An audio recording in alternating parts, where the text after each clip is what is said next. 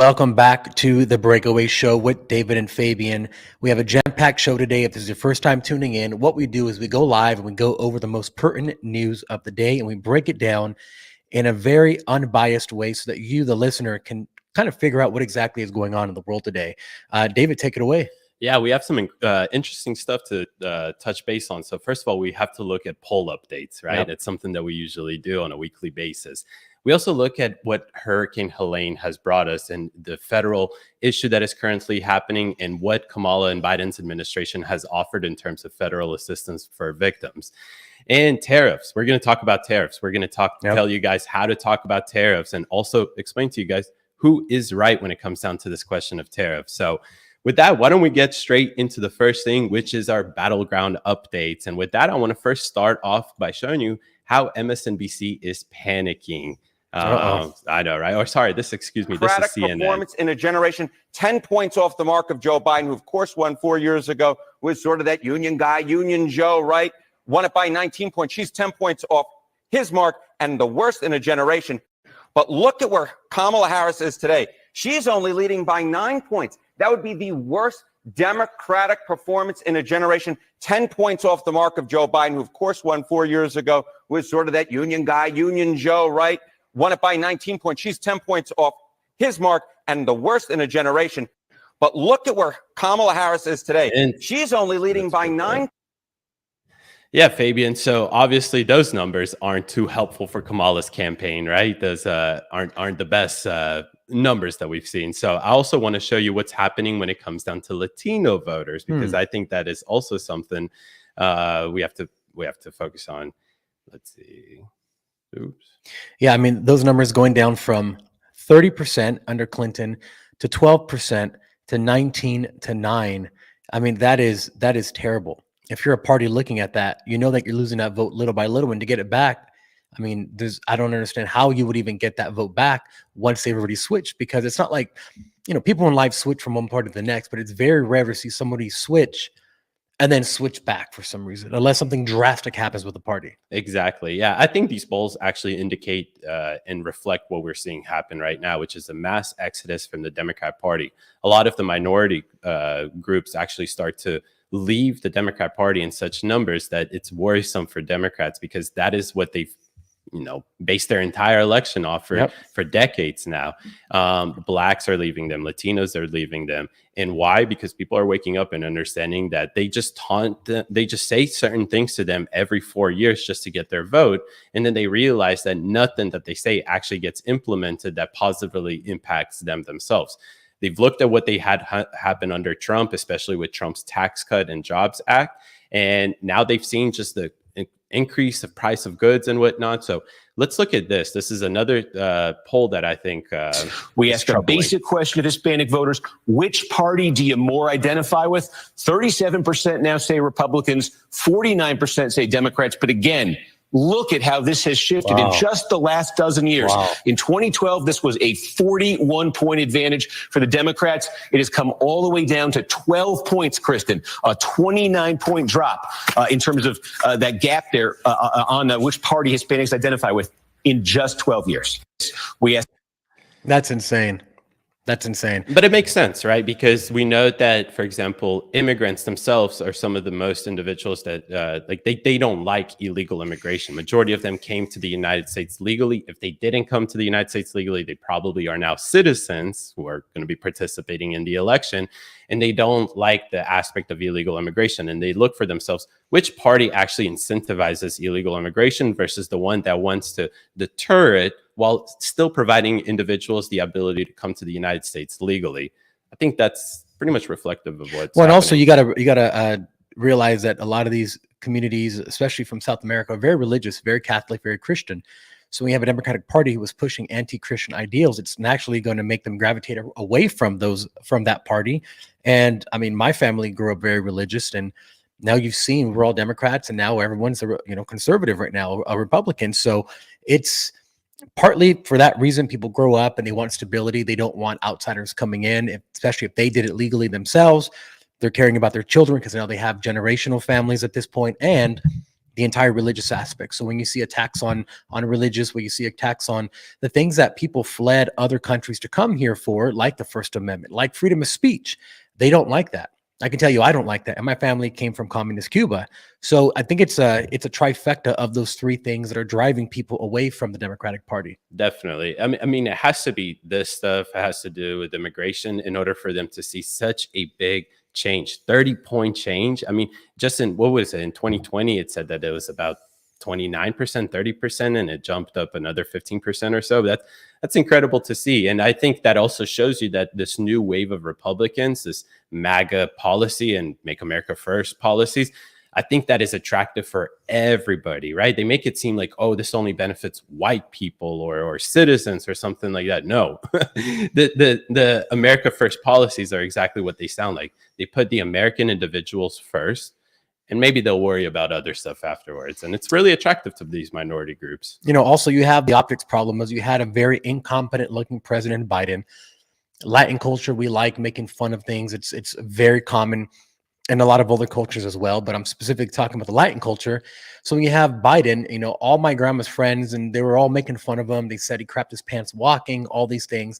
So if you go from that to Kamala Harris and you hear what she says and how she says it, it looks very inauthentic. She's not really saying anything compared to Trump, which has a kind of George W. Bush aura where he's a man of the people. Obviously, I believe Trump speaks much better than George W. Bush, but that same factor, well, I can relate to him. He's talking directly to me. This Kamala Harris, I don't even know what she's saying. And if you're English as a second language person, you really don't understand what she's saying because she speaks in such puzzles that even an English speaker, native English speaker, is going to have a hard time understanding what she's saying, let alone a second language. I think also a key component here is that a lot of these individuals are fleeing dictatorship countries and governments and whatnot. A lot of them coming from Venezuela, for example, from Cuba.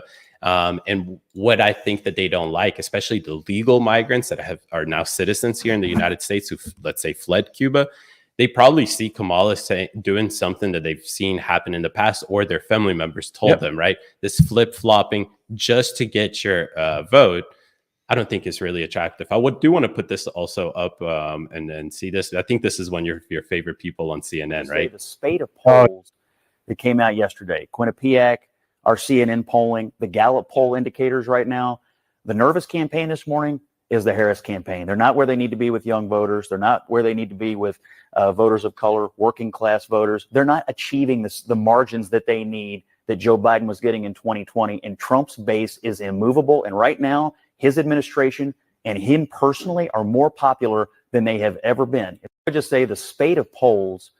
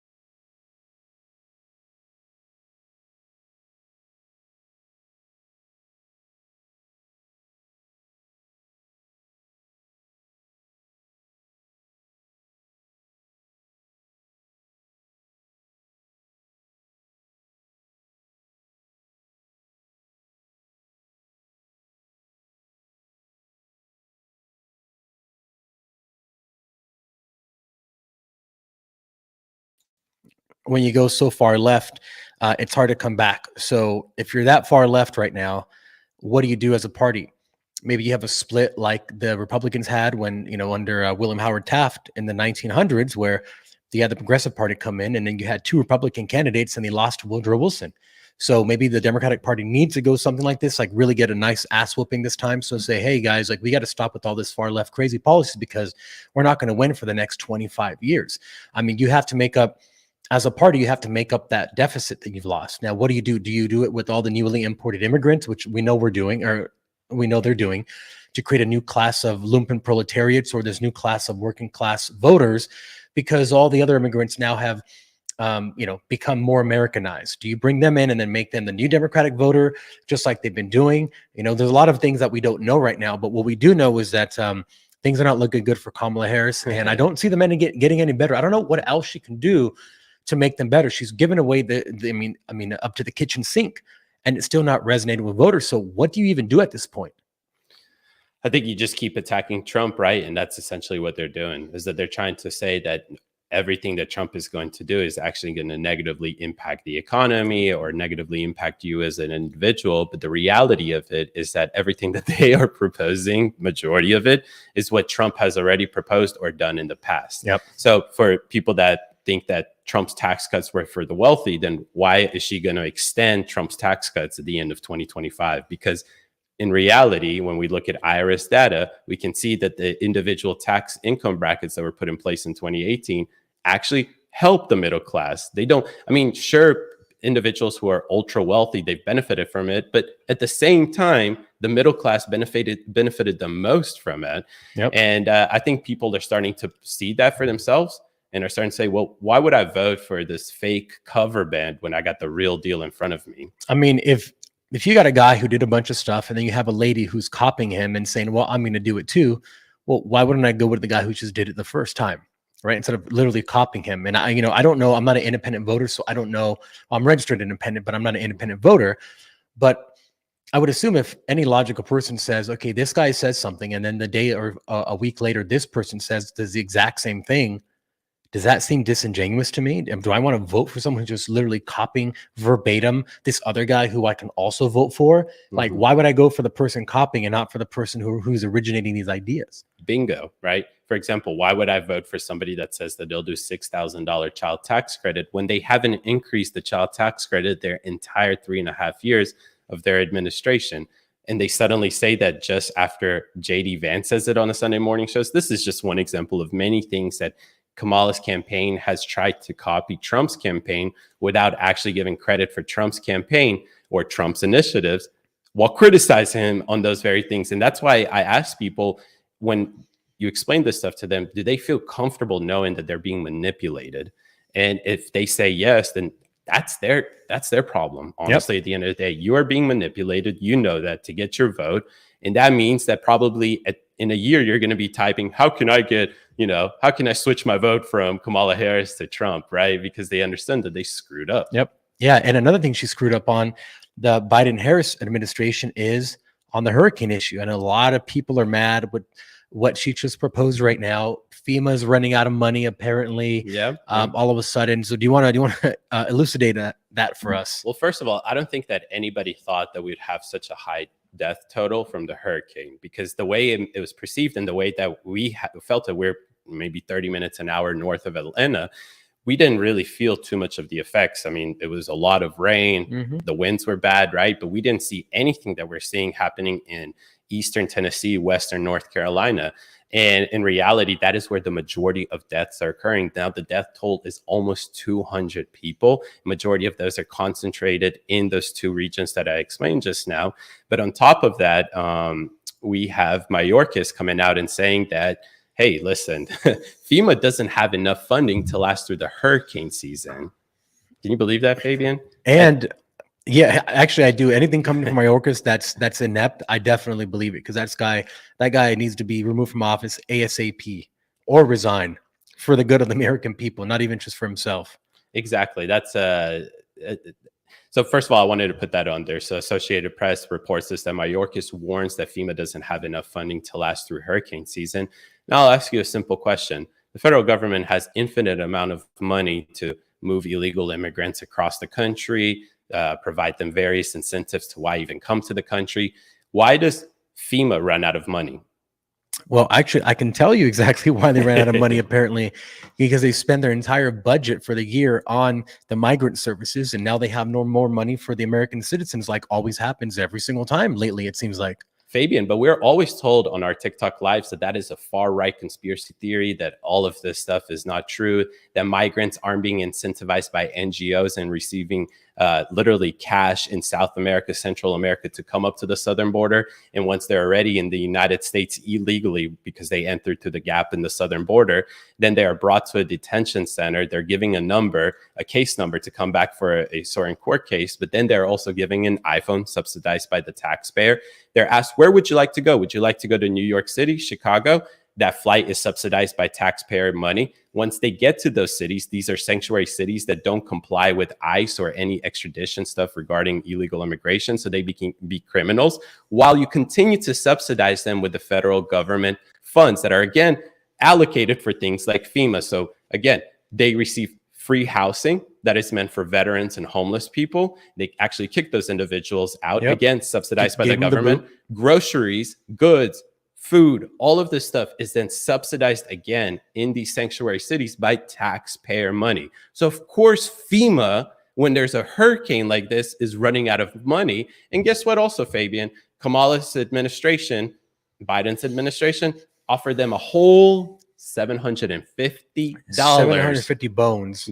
Oh, good job, guys. I can't even, that's not even going to cover Imagine. the rent. So, yeah, and as you were talking, I pulled up what FEMA has spent money on, and check this out. So $380 million in additional funding to communities receiving migrants, $110 million to the Emergency Flood and Shelter Program to assist migrants. New York got $146 million from FEMA for asylum seekers. The Department of Homeland Security announces the distribution of more than $77 million in congressional funding for communities receiving migrants, another $12 million in funding for the distribution, and another $340 million for a new competitive award process, direct funding to communities receiving migrants. So if I count that, that's 340, 380, 110, 104, 77, and $12 million. That's insane. And no wonder FEMA doesn't have money to take care of United States citizens, right?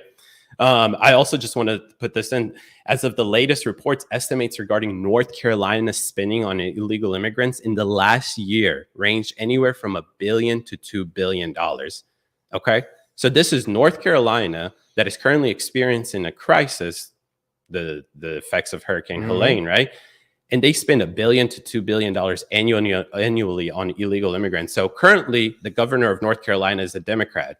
And I wonder, what is he going to do? Is he going to allocate money that's being allocated to illegal immigrants to relief that Americans need? Screw it. Even if there are illegals, they are individuals in the United States that actually need help right now.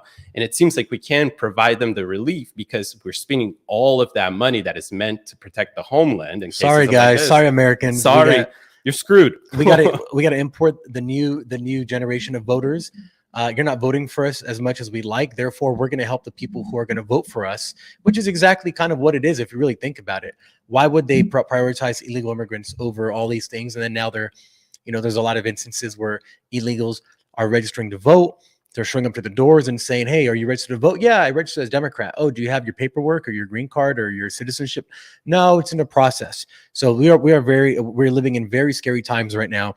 You see a party that's just has deconstructed itself because of the left, and now they're doing things like this, and people are pissed off. It's not going to help drive any more voters into the Democratic voter base by doing things like this. Even if you had voters who are Democratic, I'm sure they're pissed the F off right now with the government. Which government is in power? The Democratic government. So they're going to say, you know what? I want the opposite of whatever these people are doing to me. Trump started a GoFundMe campaign, which in 24 hours got about $900,000 for hurricane relief. Good. He's doing all the things that people want the government to do, and he's not even in the government right now. He's just a private citizen, So all these things, and her not even going until after Trump went to the site of the hurricane and then announcing this measly $750, which I think is right around what the Maui fire victims got. It's like, where do they put this arbitrary number? Hey, everyone's going to get $650, $750. But while we give Ukraine billions of dollars. $200 billion. So, Fabian, and it's how much do we say that the federal government allocated for illegal immigrants away from, useful sources like for FEMA? So this looks like 3, 4, 5, 6, 7, 8, 9, almost $1 trillion. Okay, $1 trillion. I'm sorry, I was mistaking million but yeah. So almost $1 billion. Okay, almost $1 billion. Almost $1 billion the federal government now spends on illegal immigrants. That's just FEMA. FEMA. That's just FEMA. Okay, so sorry. So FEMA spends $1 billion right now, a federal program that is meant to protect individuals in a case of a hurricane or provide them relief or whatever it is, and the resources, spends $1 billion on illegal immigration. The state of North Carolina spends $1 billion to $2 billion on illegal immigration. Tennessee, I just looked it up, spends $1 billion annually on illegal immigration. You're spending all the money that the state has and the government and the federal government has in the case that something like this happens to Americans on illegal immigration. No wonder FEMA is running out of money. Well, and check this out. This is interesting because FEMA's budget is $29.5 billion for 2023. So where in the hell is all that money going? I mean, literally, what are they spending it on? They have 23,000 employees. So you figure 23,000 at, let's say, 100,000 each. I mean, this is just a massive bloat of bureaucracy, it seems like, because if they're running out of money and their budget's $30 billion, how do you run out of $30 billion? Like literally how? And you don't put any away for things like this when you know hurricane season comes every single year, like without question. And just so people understand, FEMA is part of the Department of Homeland Security. That means that Mayorkas, the head of the Department of Homeland Security, who's refusing to do anything when it comes down to the southern border, which means that they have to provide all of the federal funding that they're receiving to the issue of illegal immigration, is essentially the reason why FEMA doesn't have money right now to provide stuff for hurricane season. So yeah, I mean, imagine if you had a shut down border and people weren't coming, you would have to spend less resources on that. And if you didn't have those people coming to the border, not only do you not have to spend resources at the border, you don't have to spend the resources housing the migrants and feeding them and giving them phones and credit cards. Oh, wait, David, all of a sudden, it seems like there's a lot more money for actual FEMA things like helping Americans in emergencies, which is literally in the name. Would you look at that? Common sense. Common sense. Common sense, like JD Vance says, common sense. Yep, common sense. Although these people have PhDs, they don't have common sense. Fabian, I just want to put this on here. I just want to, play a little conspiracy maybe for a second, but yeah, this is good. So he said Pete Buttigieg, which is the head of the U.S. Department of Transportation, he said that do not fly your drones near or around rescue and recovery efforts for Hurricane Helene. And we have seen reports right now that the federal government is not allowing, individuals to retrieve stuff from their house. They're taking away certain donations that are going through not the government or whatever it is. So same thing they did in Maui. Same thing they did in Maui. People couldn't get back to their houses. They couldn't get back. They were locked out. They had roadblocks, barriers. They have patrol cars saying, no, you can't come in this area. They're like, I literally live here. Yeah, literally. All right, so let's hear what he has to say. Our goal is to make sure that funding is no obstacle to very quickly getting people the relief that they need and deserve. There's also some safety issues that come up. For example, temporary flight restrictions to make sure that the airspace is clear for any flights or drone activity that might be involved in helping to allow those emergency responders to do their job. Our goal is Yeah. So I wonder what that means if they're just trying to not show the incompetence that the federal government has right now when it comes down to rescue efforts or whatever they're doing. I honestly don't know, but I don't know why essentially it would be an issue if a drone is flying trying to assist with relief. Because, David, only the government can provide the images that they need to provide, and then it goes to the mainstream media, and then it goes to us. So why would they want us to see something that they haven't approved via their mercenaries over at the mainstream media? It wouldn't behoove them to do that, because if we see something negative, then we're going to say, hey, you guys don't even know what you're doing, what's going on. And if we don't see it, then we don't know what's happening. So it's a smart play by them if they're trying to obfuscate with the truth, which is exactly what they do. The government is the biggest is the biggest doer of misinformation we know, and then they're telling us that we're doing misinformation, but only they can determine what is information and what is misinformation.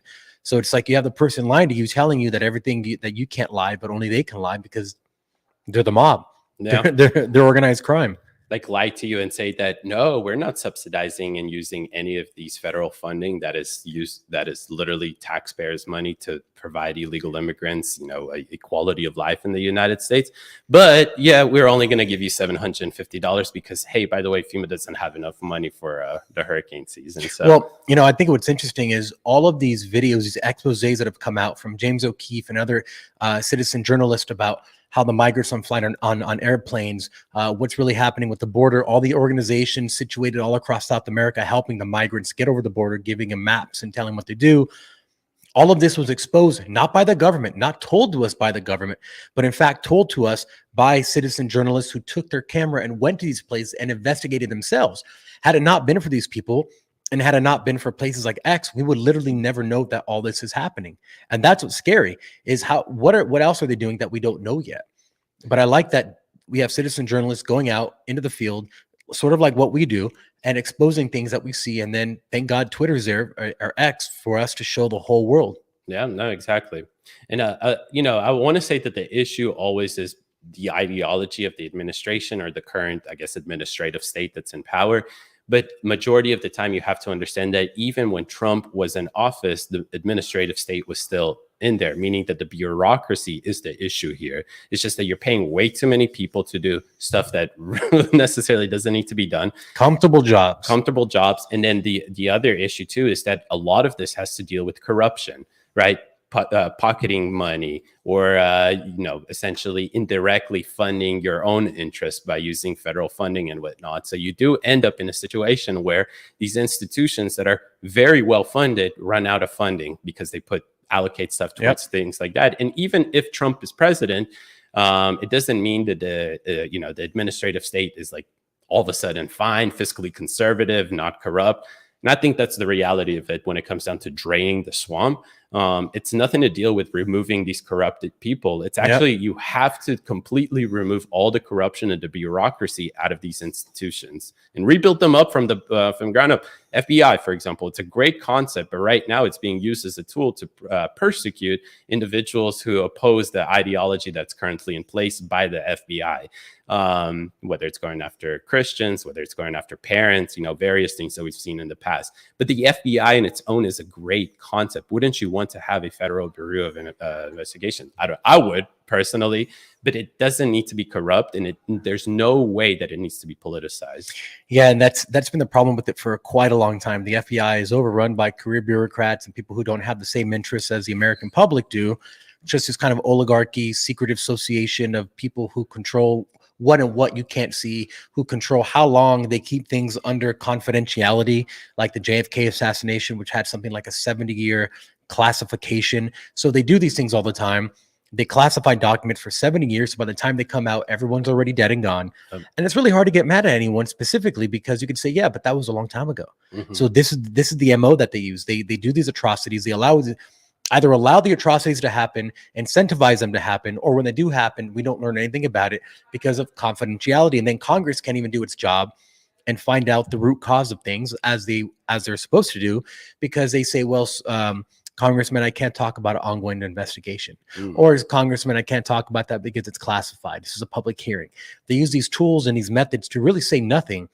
And I can see the congressman getting so annoyed on both sides of the aisle, because people do this in both parties. This is just the MO of the FBI.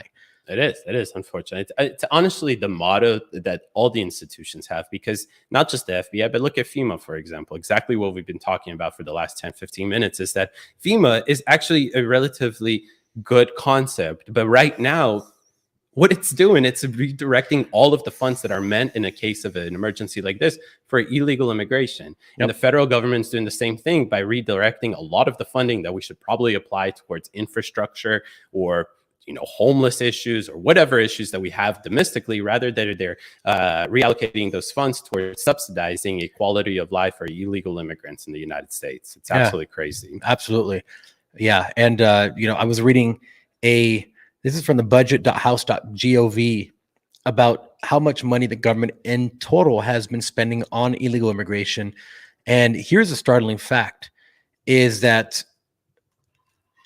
let's see here. So I'll read this paragraph. It says, using the National Academy's estimate of immigrants' net fiscal impact by education level, we estimate that the lifetime financial drain for each illegal immigrant, taxes paid minus costs, is about $68,000. So for every person that comes out, this is including if they pay taxes and they actually contribute to society, it's still a drain of negative $68,000 per migrant. That's per illegal migrant. If we have 12, 20 million people here illegally, we don't really know the number. I mean, think about what that does. It's insane. Is there any economic benefit that they give us? Like, you know what I mean? If we spend 68,000 on them, did they bring us back 68,000? No. So this is saying that even with the money they earn and the taxes they pay, it's still $68,000 negative. Wow. Okay. Negative. And here's another fact.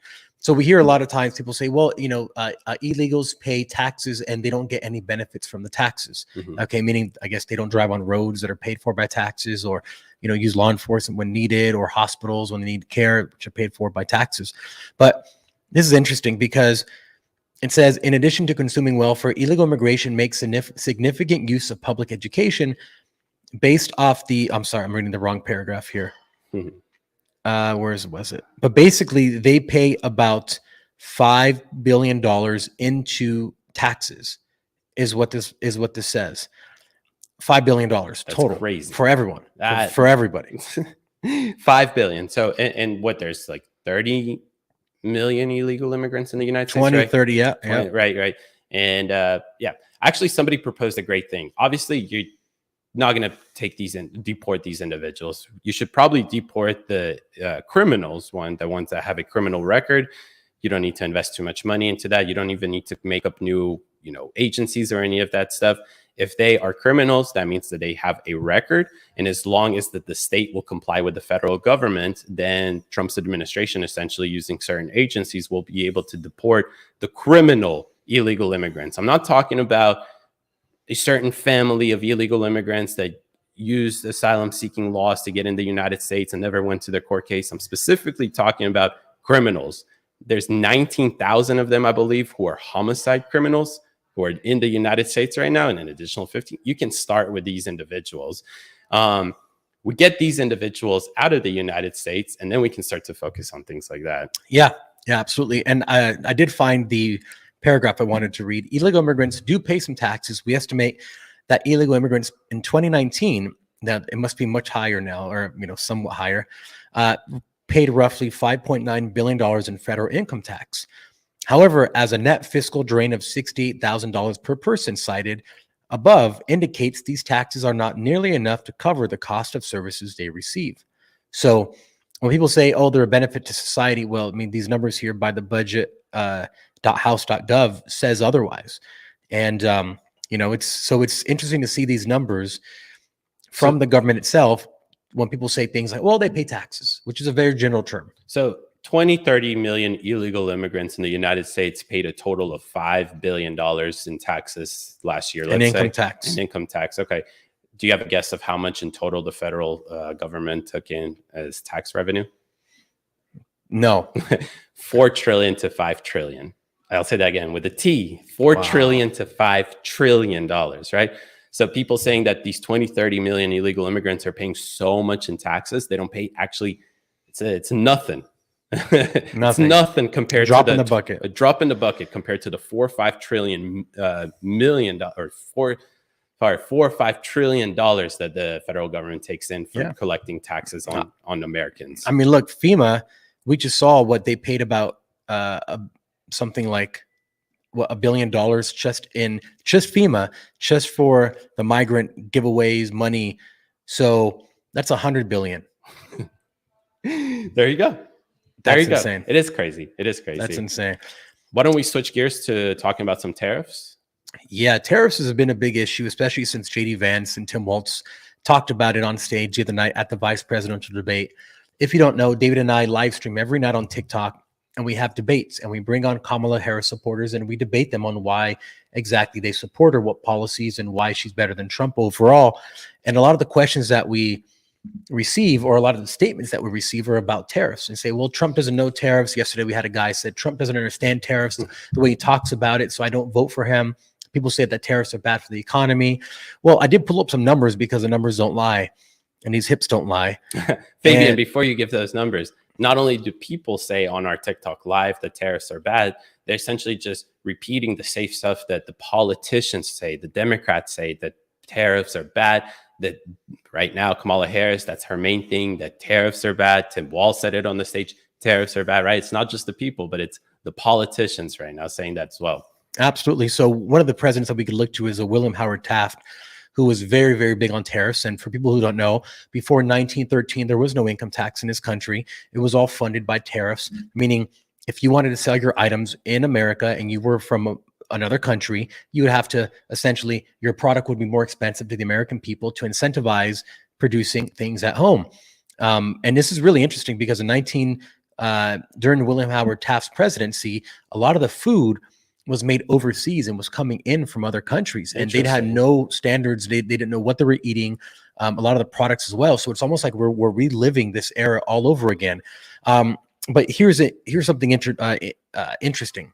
So in 2017, when Trump put in all of his tariffs, the trade deficit was $350 billion, meaning we had a deficit with countries that were selling cheap products into America to the tune of $350 billion.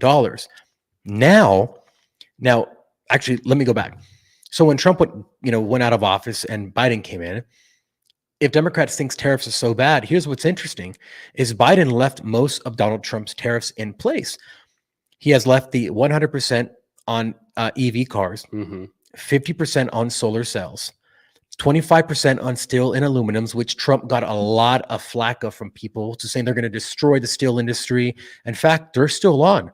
And semiconductors from China are now 25%. And in 2025, next year, they're going to double to 50%. So these are all tariffs that Biden has left in place. Now, that $350 billion deficit in 2017, when Trump put it in, is now at record lows. It's only $78 billion now. Wow. So he went from $350 trade deficit to now $78 billion. Which makes sense why the Biden administration kept in place majority of Trump's tariffs, right? And it's just funny and so hypocritical. And that's why I keep referring back to them manipulating people to get their vote, is that they want you to believe that tariffs, Trump's plan that he put in place, are so bad. If it's so bad, then why did you keep all of that in place? And the other question is, why do you continue to impose new tariffs? Like last week, where, like you said, they placed 100% tariffs on EV cars coming from China. Yeah. I thought tariffs are bad for the United States. Also, one thing Trump, and I don't want to play this whole thing here, but Trump just gave a masterclass in tariffs today. I saw the video. He was with David Ramsey interviewing with him. And he basically said, look, here's what happens. If you don't have tariffs and you have all these products coming in from across the world that are much cheaper, they're going to bankrupt the American companies that are making the products here at home. Then these foreign companies come in and they buy those same companies at a massive discount, and now they own the whole thing. And then you have no one in America manufacturing that's American made by Americans manufacturing these products. And it's actually very interesting. I never heard anyone put it together like this. But Trump had an amazing, and you can check it out. It's Trump, David Ramsey on tariffs today. He gave a master class, which is actually, I wish I would have saw this yesterday, because one of the guys that we were debating said that Trump, when he explains tariff, he doesn't know what he's saying. So he's very dumb. And I wish I had seen this video yesterday, because I would have said, hey, let's watch the video together and tell me what you think after you watch this video. Yeah. That's unfortunately one thing that we're not able to do on TikTok Live, is just to be like, look at this though. Look at this video, right? But yeah. Actually, I can pull it up quickly here. Yeah, let's do it. Let's play it about a minute. This is actually incredible. And, I like when people see videos like this where Trump gives a full explanation on things, because a lot of times all you see is a quick 20-second clip of something he said. And obviously they're not going to show you the good stuff. They're only going to show you the bad things, because that's what the media does. So let's take a look at this. Trump talking about tariffs here. Because it can save our country, truly. And yet, I think because of graft, because of a lot of consulting payments and other things that given by other countries, we have so much fighting with politicians on using it. I saved our steel industries by putting tariffs on steel that China came in and dumped. And you know what they do? They dump and dump and dump. Everybody goes out of business. Then they buy those businesses very cheap, and then they raise the prices to higher than they ever were. That's one of the many benefits that they have if they want to do it. But by putting tariffs on, as an example, in the furniture business in North Carolina, it was so vibrant, and they stole our business. And they charge us, if you wanted to build a furniture place, if you want to sell your furniture in China, they won't take it. But if you want to build a plant in China to make furniture in China using their labor, they open it. We're doing the same thing. But a lot of people are, oh, well, we don't want to have tariffs. The country was at the richest point in its history in the 1890s. It was all tariffs. If you looked at William McKinley as an example, he was a big tariff president. They had committees that were put in charge of what to do with the money. We were taking in so much money. And McKinley would say, why should we let other people come in and steal our factories and steal our workers and steal our jobs? And why shouldn't we benefit? And he tariffed the other countries. And we made so much, and then they went to the income tax system later on. But they would actually they had a blue ribbon committee. Our country was so rich, they didn't know what to do with the money. And this blue ribbon committee was set up to determine how can we spend all of this money. And they took it in through tariffs. But we can turn our country around, make it strong, and then guard it with tariffs. Sounds to me like he has a good grasp and understanding of what tariffs are, especially when his administration implemented the tariffs that are still in place, that have provided the federal government the source of revenue that it has right now. Because you got to understand, when Trump placed those new tax cuts in place in 2018, something had to supplement the loss of revenue that the government will have. We don't have to, but essentially there are certain things that we should probably invest into in terms of the government. Well, where's the supplement coming from? From tariffs. And that is why the Biden administration has been able to keep the tariffs in place while also maintaining Trump's tax cut plan in place. And what are we at with the deficit again? Remind me. 78. The national deficit? Yeah. $35 trillion. Okay. Buckaroos, right? So it's economic prosperity. Now, Fabian, something that also I wanted to bring up is that a lot of the arguments that we hear of why individuals will vote for Kamala Harris or Democrats in general has to deal with climate change. In the top 10 most important issues for American voters, climate change is ranked in it, but it's ranked like 8th or 9th, sometimes 10th. Well, majority of the time we hear Democrats right now, especially when we do our TikTok lives, is that they are opposed to tariffs because of the various reasons Democrats told them to be opposed to them. Yep. That means that companies will still have the ability or won't have the incentive to manufacture in the United States. Let's not even talk about job growth and the long-term investment that has for the United States by incentivizing companies to be in America. How about we just look at it from a climate change standpoint? Wouldn't these greenists, these individuals who just are environmentalists and whatnot, wouldn't they rather have the manufacturer be in the United States than be in China?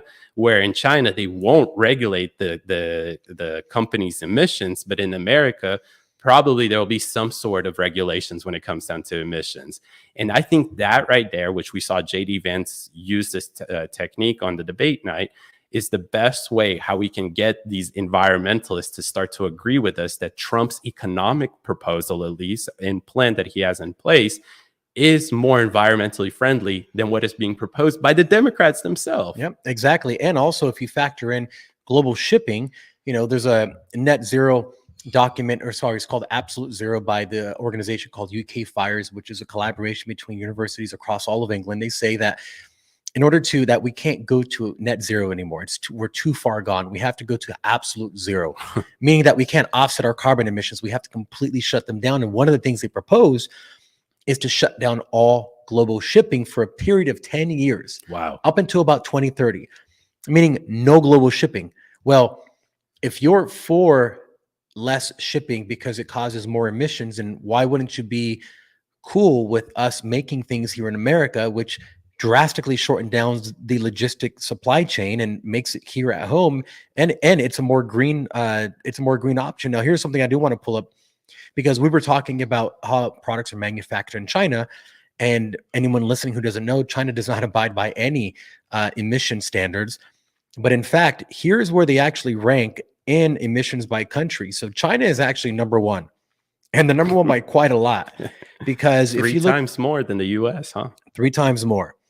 And they produce about 32% of the share of the entire world's global emissions, with the United States second behind at 12.6%. The number 3, India, 6.9%. I don't believe that whatsoever. Actually do. Right. We were talking about this. The reason why it can be this low is because they don't actually use any sort of emissions to, clean up the mess that the citizens create, right? What do? They just dump it down to the streets, to the water, burn it into the air, right? And that you can actually see in terms of emissions of how much shit that they just burn into the air. Yeah. So China, if you want to get your products made in China, they're producing 32% of the world's emissions right now, according to this source. And if you want that to continue or get even worse, then you would propose doing what we're doing now, but doing even more, and get rid of all tariffs, make everything made in China. Don't worry about if there's another pandemic or anything like that, because the supply chains are going to be done. So then what do you do at that point? I mean, the circular logic doesn't make sense that they're trying to use here. And a common argument that we always hear in terms of tariffs is that it's going to increase the price of goods, right? What is the key thing that we always hear from these environmentalists when it comes down to investing into right now for our future? You are willing to have consequences right now for a better future. That is the same thing that we have with tariffs. Yes, I understand immediately the price of goods will increase, but think about the long-term achievements that will have. First of all, in 2 years with the tariff plan, Trump was able to bring almost 500,000 jobs back into the United States. Think about it from a long-term perspective. If that means that a company is being settled in the United States, a big corporation, well, there's going to have to be infrastructure for that. And this is on top of the jobs that the company itself will provide. And you can tie all of this together to the fact that you don't need to ship stuff across the world, producing more emissions. You can regulate the company in the United States through whatever emissions that you want to have. It's a win-win-win-win-win situation. It's not even a win-win situation. It's everybody wins. Yeah. Well, here's something else to consider that a lot of people don't talk about: global shipping and the cost of it. Because if you're trying to, if you want to make things better for the economy, and everything is produced overseas, when you have a situation like the pandemic that we had, the cost of shipping containers tripled. Meaning to ship things over from China or other places literally tripled. Now that cost is passed on to consumers. This is in part why we had such massive inflation, because the cost of everything went up so high, because we didn't make anything and we needed it ASAP, because we needed ventilators, we needed PPE, masks, gloves, all these things, and they all came mostly from China, including a lot of the medications that we as Americans take, which just baffles me why we would allow medication we're putting to American bodies be produced by a different country like China, especially. But this is interesting, so I do want to pull this up. Yeah, I don't think many people actually know that the raw materials used in our prescription drugs in the United States is actually manufactured in China. Just like a majority of people don't know that the fentanyl that makes its way into the United States and kills our loved ones in various rural communities or whatever metropolitan areas is manufactured where? In China. Absolutely. Majority of the things that we rely on or that are used in the United States when it comes down to medical stuff is manufactured in China.